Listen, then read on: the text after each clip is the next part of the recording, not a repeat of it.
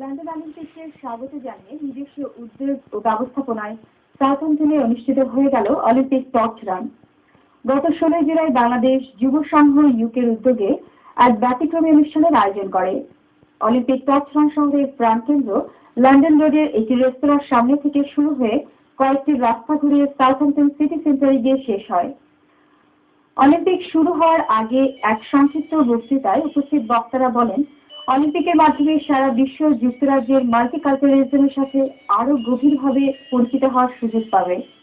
সংগঠনের সভাপতি আব্দুল নূরের সভাপতিত্বে ও সংগঠনের জেনারেল সেক্রেটারি এম.এ. সাত্তারের পরিচালনায় অনুষ্ঠানে অতিথি হিসেবে উপস্থিত ছিলেন সাউথহ্যাম্পটন কাউন্সিলের নির্বাচিত ওয়ার্ড কাউন্সিলর শারন মিন্টক, কাউন্সিলর মৌলি টার্নার, ঢাকা রিপোর্টার্স ইউনিটের সাবেক সাধারণ সম্পাদক ও বিশিষ্ট সাংবাদিক সালেহ শিবলি, ব্যারিস্টার মামুন হাসান, কমিউনিটি নেতা জগলুল করিম, মনসুর রহমান প্রমুখ।